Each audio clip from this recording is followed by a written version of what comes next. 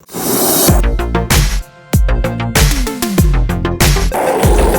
up in the apartment now in the guest bathroom, and I'm not sure if this toilet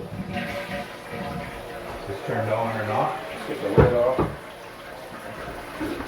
Have a look in there.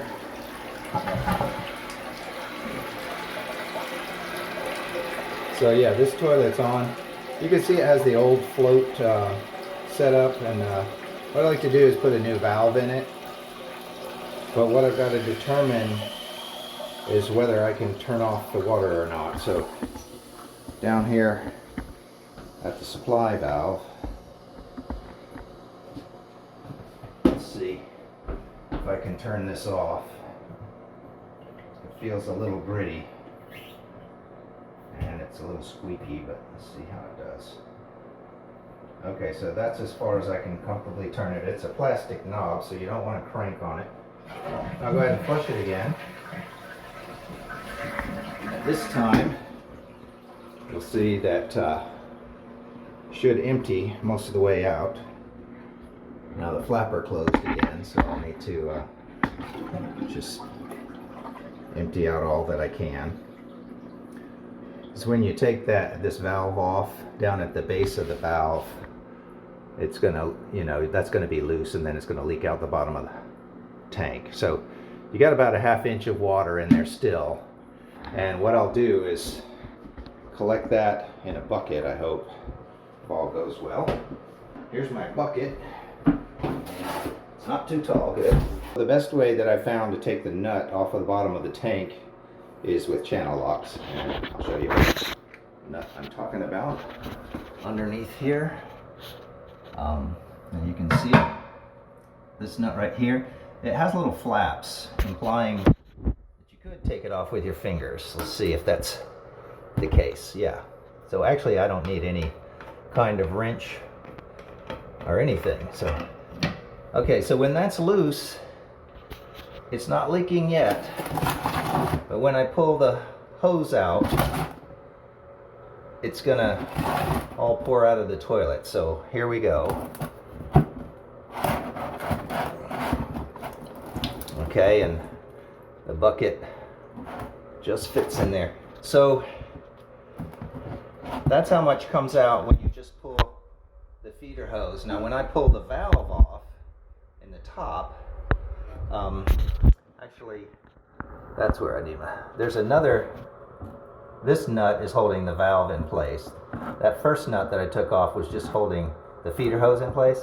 So this nut's holding the valve. So when I pull that one off, that's when the water will come gushing down. I can't quite get the camera angle so that you can see this nut, but you saw it in the last view, so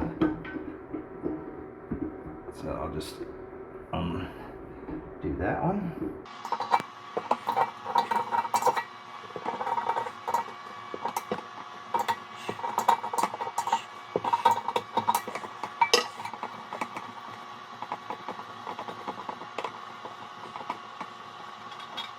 There's the nut. Now when I lift this valve up, we'll get the water that I promised. There it is. Okay, so if you have a bucket ready, like I did this time, this is the first time I think I've ever actually had a bucket ready. Usually I make a mess on the floor and then wipe it up. But if you have a bucket ready, you can catch all that water. Here's the old valve, I got it out. And I'm just gonna toss it. Here's the new valve. Bought this at Lowe's, and it's the actual fill valve and the flapper. So I got both. The flappers get old and they get deformed, or they get covered with nastiness, or calcium buildup, whatever, and they'll tend to leak sometimes. So I got all new. That toilet, that particular toilet, wasn't doing too bad, so it probably would have been all right. And this package actually has tape on it, but it's semi-reclosable. Just take off the tape, and then it pops right open. You got some instructions. I may or may not use those because I've done this before. Actually, the instructions are helpful when you get to the point where you want to adjust things.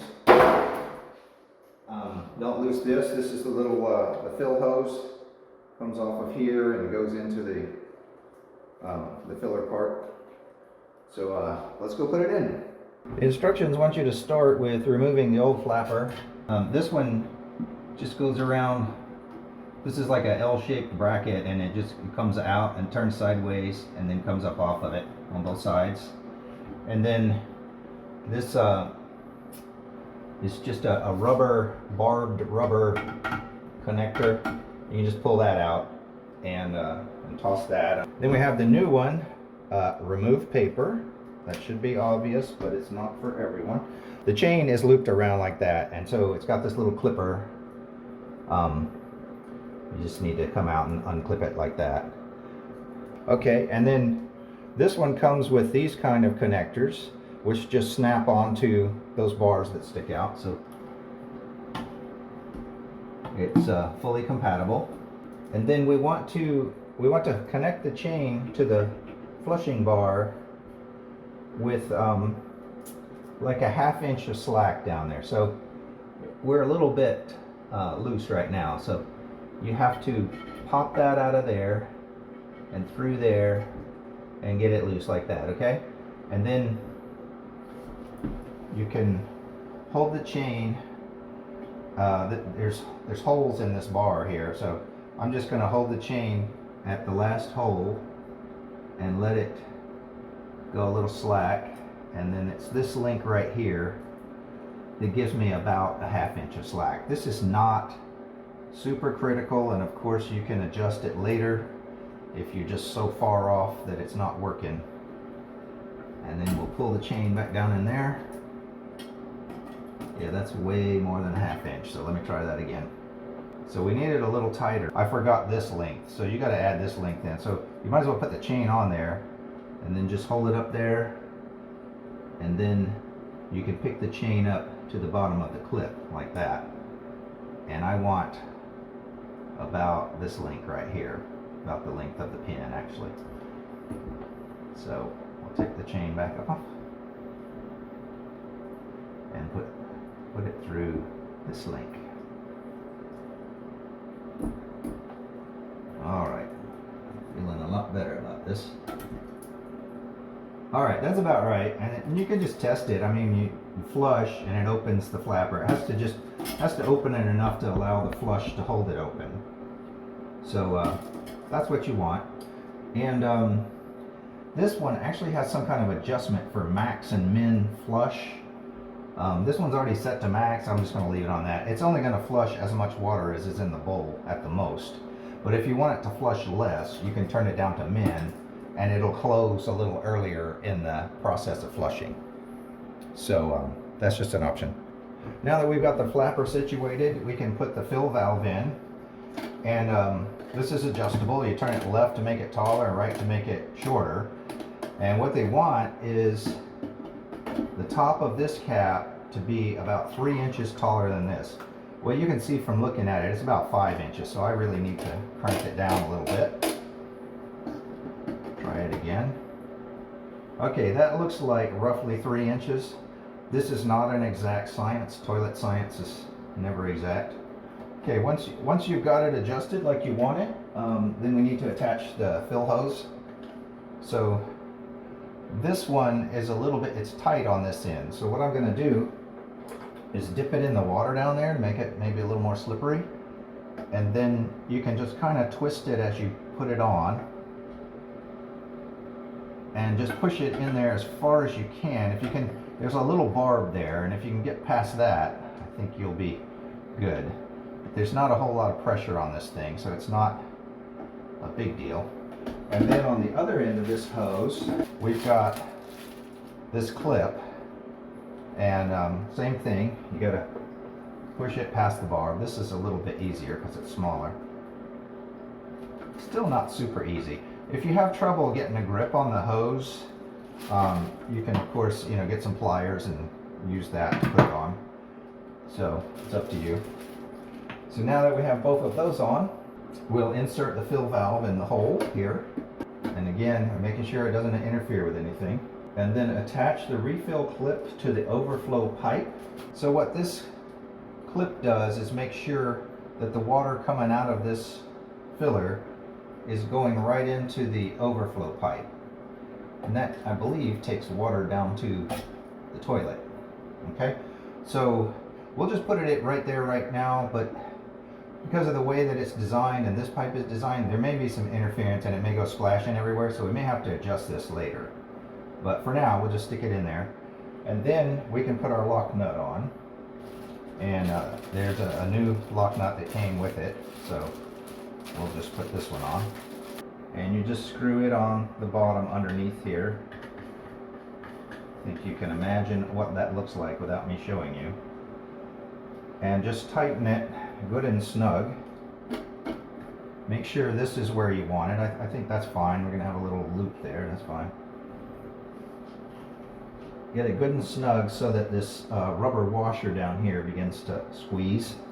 We'll attach the water supply back to it. We don't need the bucket anymore because we drained the water out. Here's the nut for the water supply, and the water supply hose just goes to the bottom of this.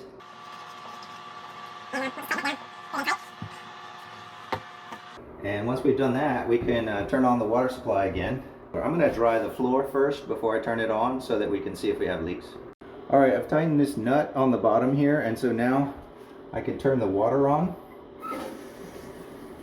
And of course it's filling up the tank as I go. So I don't see any leaks, I don't feel any, I don't see any. Make sure. Could be a very slow leak, but I don't feel any leaks. And so it's filling up here from the top, and the fill hose looks fine. It's going into here. See, it's hitting some of this stuff, but it's not like splashing out all over the place. So I think it's fine where it is. We're going to just leave it, and we'll just let it fill up, and then we'll check the water level once it gets filled up. We want the water level to be a ½ inch below this overflow pipe right here. Okay, we're looking at this overflow pipe, and the water level is about a ½ inch below it. So we're in good shape as far as water level goes. And then we'll just do a test flush, make sure it comes back to the same point.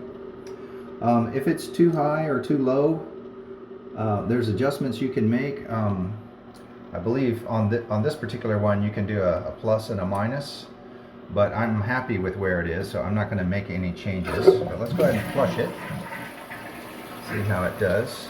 It's filling back up, and you can see as it fills up, it's putting water in the overflow pipe to fill up the bowl below, and then it's also putting water in the tank. So it looks like everything's working here. If this video was helpful, or if you enjoyed it, I don't know why you would enjoy it, but if you did, please click the like button, and if you want to subscribe, that'd be great too. I'd love to see you again on the channel. Otherwise, that's all for now. Thank you for watching. Bye.